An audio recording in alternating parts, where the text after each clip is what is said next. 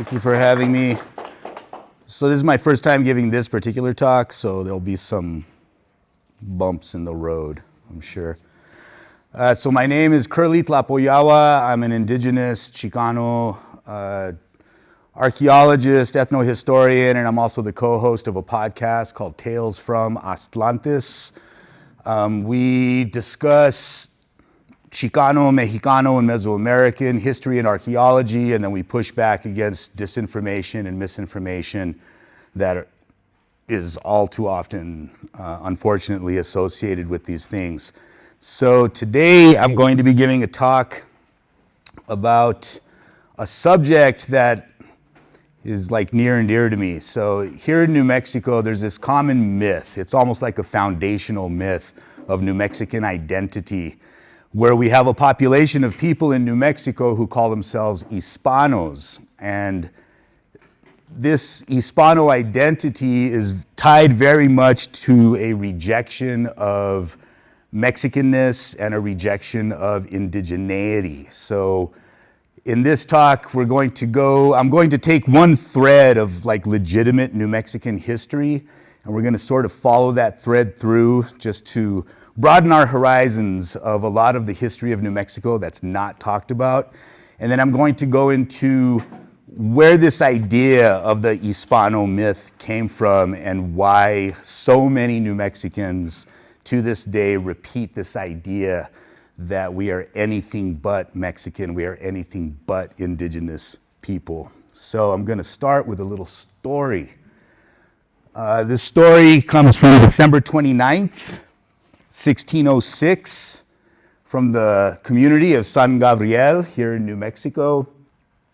And if you know where San Gabriel is, it was like the original capital of New Mexico. It's up by near Santa Fe. So on this date in 1606 in San Gabriel, New Mexico, an indigenous woman from the barrio of Atzacualco. So Atzacualco is one of the indigenous barrios of Mexico Tenochtitlan. So this was the Aztec capital. So this indigenous woman from Atzacualco was accused of Mexican witchcraft and the ritual use of peyote. And I was able to go through, and you could actually find the court case that was brought against her through the archives. Her name was Maria de León y Zamora, and she's listed in the papers as La India Mexica. So she was a Nahua-speaking indigenous woman from this barrio of Atzacualco who just so happened to live now in New Mexico. And she was among the many Indios Mexicanos brought to this region to settle what is now New Mexico. So like many women of her time, Maria was accused of using peyote and other herbs to practice love magic and to cause bodily harm to her enemies. Her case was sent to the Inquisition by Fray Francisco de Escobar. Eventually the charges were dropped, and I don't know why. I haven't been able to find out why the charges were dropped specifically. But Maria lived out the rest of her days here in New Mexico. So this woman, this indigenous Nahua woman, is a common ancestor to many New Mexicans. She's also my 12th great-grandmother, which is what originally brought me to investigating this. And when I told my daughters, you know, your 13th great-grandmother was accused of witchcraft and the ritual use of peyote, they were like, yeah, it sounds about right. Because in our family, we are also peyoteros. So I'm what's called a roadman. So I lead peyote ceremonies with the Coahuilteca people in southern Texas. So use of peyote is very strong in our family. And now we have like this really cool historic connection to where we know why. So,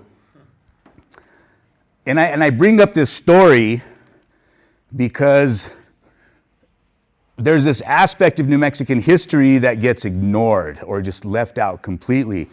And this is something that if I was taught this in high school, if I was taught this in junior high in my history classes, it would have blown my mind. I would have been so much more engaged in learning about the history of New Mexico. And this is from the Albuquerque Museum.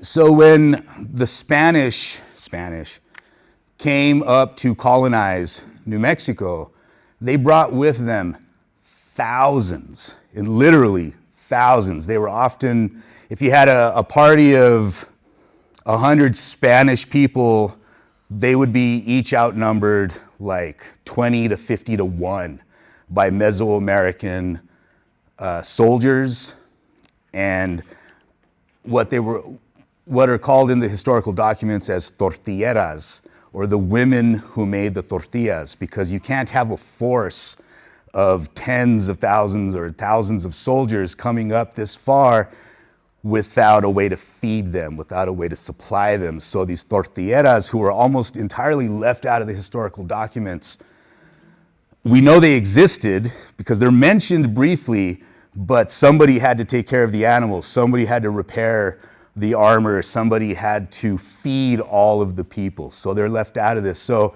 I was pleasantly surprised when I was in the Albuquerque Museum and I saw a reference to Mesoamerican peoples, and you could see, so a friend of mine actually made this cotton armor for the exhibit.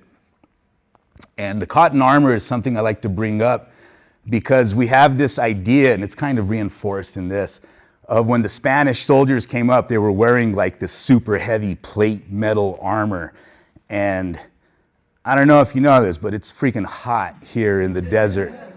And so the idea that these guys would have been walking around with this heavy plate metal armor, like just burning their asses off, right?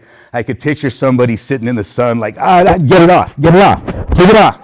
And so the historical documentation actually shows, so yeah, there was some of the plate metal and chainmail armor, but somebody, and I don't have the citation, I forgot to put it, but I'd read that when these armies showed up into New Mexico, they more likely resembled a Mesoamerican army, a traditional Mesoamerican army, because even the Spanish soldiers were adopting the woven cotton armor because it was lighter, it was breathable, and you didn't need this to fight against people who had bows and arrows and the atlat and obsidian weapons. This was like super overkill to go around dressed like this. So even the quote-unquote Spanish soldiers, who were almost entirely all mixed blood people themselves, would have been dressed like this. And so this is like one of these myths of New Mexico, right? That it was all settled by the Spanish, these conquistadors who came up here, and the indigenous people from Mexico are left out of the story. They're left out of the discussion completely. And so when I talk to people about the history of New Mexico, the first thing I bring up is, all right, so New Mexico, how did we get our name? Why is New Mexico called New Mexico? And the presumption is, well, it's named after Mexico, right? It's named after the country of Mexico. Except New Mexico, this land, was called New Mexico in about 1581. And Mexico as a country did not exist until 1821. So there's like 250 years before the Mexican nation existed, this land was called New Mexico. So why is that? So a big part of it ties directly into the fall or the conquest of Tenochtitlan, Mexico City. So when the Spaniards arrived, and there's this huge, I like to say they kind of like Forrest Gumped their way into this already existing civil war that was happening throughout Mesoamerica. So you have to think of like Game of Thrones type stuff, right? There were these empires and these competing interests and people scheming against each other and waging war on one another and these political machinations. And when Cortez arrives, he stumbles into this highly developed society and these wars that were going on against each other. And so inasmuch as Cortez was like, how can we take advantage of this?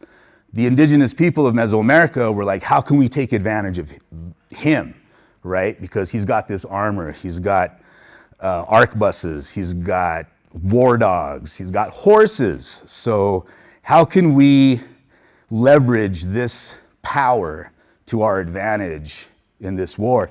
And so what happened in Mesoamerica was there was a lot of negotiation. There was a lot of, even within communities, there were splits. Some of them saying we should side with them or like see what they're about. Other people in the communities were like, no, hell no. It's like, who are these people? Let's wipe them out immediately and just get back to business. So eventually, Tenochtitlan, and it's called Mexico Tenochtitlan, which is where we get the word Mexico from, is conquered by the Spanish. It falls to the Spanish forces. And then the Spanish, they're blown away by this city, right? Because there's this wealth of resources. There's this magnificent architecture. There is a system of tribute that this empire had amassed. So they had all of this wealth. And the Spaniards are like, where did this come from? Are there more places like this? We would like to know. And so the Mexica had this story that they had come from somewhere in the north, and that their ancestors told them where we came from is pretty much was identical to the way we live now. So the Spanish got it into their heads, well, we need to go to the north because we're going to find more of this gold, of this wealth. And so they came up with this word, and they called it, we need to find this place called Yanquic, Mexico, which is Nahuatl for the New Mexico. We need to find another Mexico. So the city of Mexico is where New Mexico gets its name from. And you can see here in Nahuatl, Aquiaiwi in Hualquiski in Aztlan, in Azteca, Mexit in Chichimeca, Huehuetka in Ompa Axcan, Mixtoa, Yanquic, Mexico. So it's like they came from a place called Aztlan, which is where the Azteca, Mexica, Chichimeca, the ancient ones, came from, which is also what we now know as New Mexico. And there's the translation here. And this is from the Codex Chimalpain, which was written in the 1600s. He was a Nahuatl-speaking noble. So what happened was when the Nahuatl nobles were conquered, the Spaniards were like, well, we need to get their leadership, their nobility. We need to teach them how to write in Latin. We need to teach them how to speak Spanish and Latin and how to record all of their information, right? So this man, Chimalpain, was the descendant of Nahuatl nobility, and he recorded a lot of the history in this book. If you get a chance, check out the Codex Chimalpain, because he also records, just side note, he records when the Japanese first sent emissaries into Mexico, because in Japan, they heard about this new place being conquered by the Spanish, and they're like, well, we need to get in on this. So they sent people down to Guerrero, Acapulco, and so Chimalpain, in this book, he describes the first time that he saw a samurai sword, and he gives like this great detail. So the idea that there were Mexica warriors and samurai and conquistadors and like diplomats all kind of hanging out together at the same time, like really blows my mind. I think it's pretty cool. But most people don't know any of this. We don't get taught any of this in school. So we hear, New Mexico, you just assume, well, we're named after the country of Mexico, right? But it was not. It was named that because in Nahuatl, they were looking for the New Mexico, the Yanquic, Mexico. And so this rumor, this idea gets repeated so often that even recently in the Journal, that bastion of shit journalism, somebody wrote an opinion piece saying, should we rename New Mexico? Because why do we want to be associated with Mexico, right? It's a bad place, and if we want to be looked down upon, we need to change our name. So I just thought it was pretty funny. And then what's up with the Roadrunner? Why is there, I don't know. He's cute. I mean, he is, but it's like, it's weird. It's weird. Swing and a miss from the Albuquerque Journal. So, just following this thread, so when the Mexica arrived, there was a lot of Nahuatl-speaking individuals show up as warriors. There's Mexica, there's Tlaxcaltecas, There are non-Nahuatl speakers, there were Otomi, there were Purepecha, so a lot of indigenous people from Mexico made their way up here as warriors. And just on the west side of Albuquerque, of present-day Albuquerque, there was this massive battle between Mesoamerican warriors and Pueblo warriors that took place over several months. And you can actually go, if you can find a way. Matt Schmader, who was once the city archaeologist, leads tours of this place. This site is like his personal project. He wrote this book that just came out, Uncovering America's First War. He calls it the First War because it was the first named war in the Americas. It was called the Tiguex War. And one of the battle sites of the Tiguex War is just right here on the west side of Albuquerque. So if you had told me when I was a kid, hey, you know, Aztec warriors fought Pueblo warriors on the west side of Albuquerque, that would have blown my mind.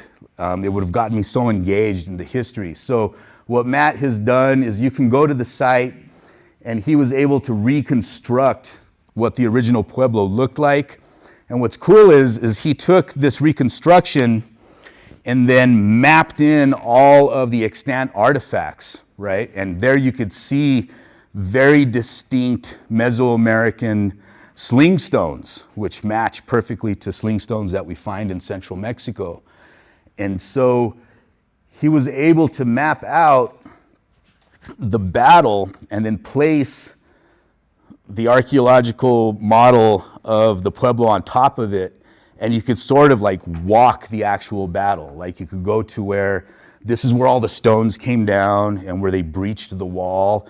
And then as you go in, you'll find crossbow bolts and weapons. And one of the coolest artifacts found from these battles were prismatic obsidian blades that are used on the Macuahuitl, or the Macana, the Mexica, Mesoamerican style war club.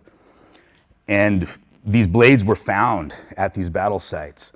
And not only were these blades found there, but a very specific type of blade, which is called Pachuca obsidian, it's a very prized form of obsidian because it's really hard to get in central Mexico. So the fact that these artifacts made it all the way up here and we could still walk amongst the remains. So I was lucky enough, I got a tour. Matt gave a tour to myself and some Pueblo representatives, and we were able to do a ceremony there. And the idea being, when's the last time that Nahuatl and Tewa and Tiwa were spoken at this site, right? So we were like trying to bring some sort of closure to the trauma that happened as a result of the Tiguex War. And if you get a chance to get this book, it's really, really excellent. And, so another myth that we get here in New Mexico is that the Spanish spoken here is somehow this remnant of this ancient Castilian or this ancient form of Spanish. And while there are archaic words, you'll find some archaic words here in New Mexican Spanish, it's not indicative of like this secluded place that left untouched, and the ancient form of speaking Spanish existed here and thrived and was preserved over the years. This is a very popular myth because what happened was the amount of Nahuatl speakers that were brought here affected how Spanish was spoken here. And speaking to a lot of linguistic experts that are friends of mine, they'll tell you like, well, yeah, I mean, it's a regional dialect, but it's no different than like the regional dialect spoken in Chihuahua or any of the other northern areas in Mexico. So this idea that it's this pure form of Spanish is one of these myths that gets repeated over and over and over to where it's just kind of accepted as common knowledge. And at the root of that is this desire for the Hispanos, as they call themselves, for this connection to Europe rather than a connection to Mexico and the mixed blood people who came up here. And have you guys ever heard of the book, The Milagro Beanfield War? Or there was a movie. So that book, more than anything, is responsible for this myth. And it's pretty interesting. So here's 1976 novel, The Milagro Beanfield War by John Nichols. And you can see the quote. It's from page 103. And it says, Pacheco could not stand the way Onofre, reading aloud in Spanish, pronounced his C's and Z's. He pronounced them with the Castilian TH sound, that is, with the lisp. Okay, my grandparents from New Mexico, my great-grandparents were from New Mexico, my parents are from New Mexico. I've never heard anybody speak Spanish with a lisp in New Mexico. So this is like pure fantasy. With an affectation peculiar to many of the Miracle Valley's old-timers, whereas it cannot be found further south in Mexico. The reason for this being, Onofre's and Seferino Pacheco's ancestors had come from Spain 4 centuries before, traveled to this God-forsaken place in the high Rockies, and then had been cut off from civilization for 300 years, thus maintaining many of the purities in their Spanish language and in their Spanish customs. So, and then I know claims like these are repeated by the Hispanos of northern New Mexico. However, these claims are not accurate and are rooted in a pseudo-historical reimagining of New Mexican history that seeks to erase the mixed blood indigenous character of the original New Mexican colonists, who, along with Mesoamerican indigenous warriors, farmers, and servants, made up the majority of the colonists. So like there's this myth with this long-standing tradition of Spanish people, and they came up here, they were separated from Mexico, so they never spoke Mexican Spanish, and they maintained this way of speaking Spanish. But 2 really well-known and respected linguists, Bills and Vigil, in their really important and famous book, The Spanish Language of New Mexico and Southern Colorado, they note, it is the contribution from Nahuatl, the language of the Aztec Indians of central Mexico, that provides the most palpable demonstration. New Mexican Spanish is really Mexican Spanish and not pure Castilian Spanish. So it's this myth that gets repeated over and over and over again until it's just accepted as fact by most people who don't bother to look into it. And then here we have the Dictionary of New Mexican and Southern Colorado Spanish. So prevalent is the impact of Nahuatl on New Mexican Spanish that in many cases, commonplace Spanish language words are ignored in favor of their Nahuatl-based equivalents. So people can, if they were speaking this ancient Spanish, they would use different words, but they're using the Nahuatl words instead. So words like cuate for twin, right? Chapulín for grasshopper. Tocayo means namesake. Zacate for grass. Popote for straw. Soquete for mud. Jícara for bowl. And tecolote for owl. Words exist in Spanish for all of these things, but here in New Mexico, we don't use those Spanish words. We use the Nahuatl words. Once I was up in New Mexico, northern New Mexico, getting my hair cut, and the barber was telling me how, yeah, we speak an ancient form of Spanish up here. And I was like, really? You know, I wasn't being an asshole or anything, but I wanted to know, like, tell me some of these words that you're saying. And he said, well, up here, we call plaster soquete, and if you're somebody who works with plaster, you're called a soquetero. And I was like, that's not ancient Spanish, bro. I don't know. And then there's also the mountain, La Jícara. A jícara is a bowl. It's like a gourd that you cut in half, and you use the inside of it as a bowl. And they call the mountain Jícara because the inside of the mountain is shaped like a bowl. That's where all the snow accumulates, and then that's how you know if you're going to have a really good planting season, right? So just picking away at all of these things, like this should be, in my mind, like all of this should be common knowledge. So why doesn't it get discussed in schools here? So then we have a neighborhood up in Santa Fe called Barrio Analco. Analco is another Nahuatl word. Analco means on the other side of the river. And it's called this because in Santa Fe you have the Rio de Santa Fe, which cuts through the town. And on one side, the Spanish colonists lived. And then on the other side of the river is where all the Nahuas lived, where all the Mexicans lived. And so they called their neighborhood Analco because they were on the other side of the river.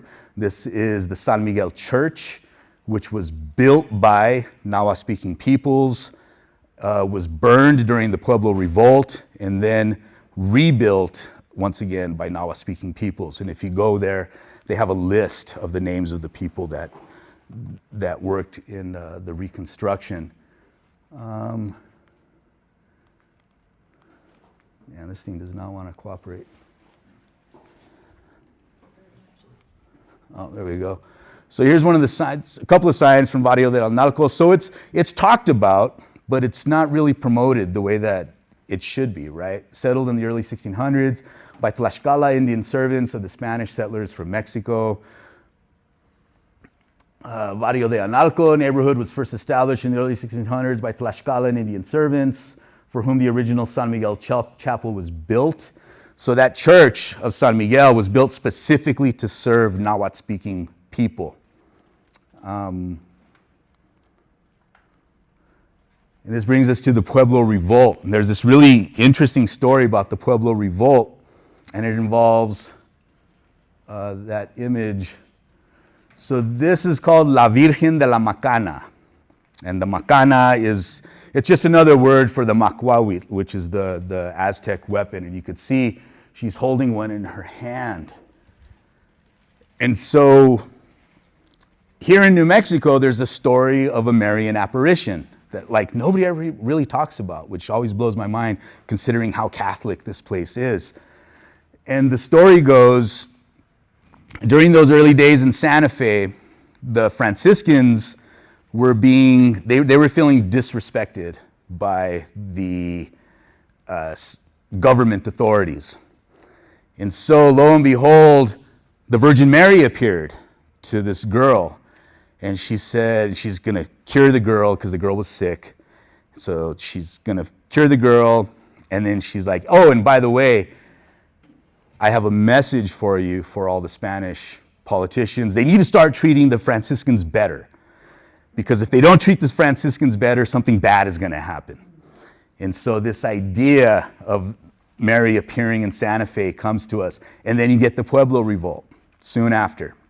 And during the Pueblo Revolt, there's this massive battle going on. And one of the natives, we don't know on whose side, if it was a Nahuatl person or if it was a Pueblo person, but during the fighting, somebody grabbed a macuahuitl, and there was a statue of the Virgin Mary there, the La Virgen de Toledo probably, and he tried to smash the statue of the Virgin, but failed. So the statue didn't break, just a tiny bit chipped off of the statue's forehead. So this was seen as like a miraculous event. And so they renamed the statue La Virgen de la Macana because they had tried to use a macana to destroy her. They put a little macana in her hand. And then around it, you could see the havoc of all of the Pueblo Revolt happening, right? So they took the statue, put a little macuahuitl in her hand, and took it back to Mexico. So it's still around. Allegedly, it's the same statue, but there's one in Mexico right now. But these paintings exist, and this painting right here is from Santa Fe. So you can go to the New Mexico History Museum and actually see this painting for yourself. And it's really fascinating to me because what it does is it shows that there were Mesoamerican peoples present during the Pueblo Revolt. And so another thing that doesn't really get spoken about.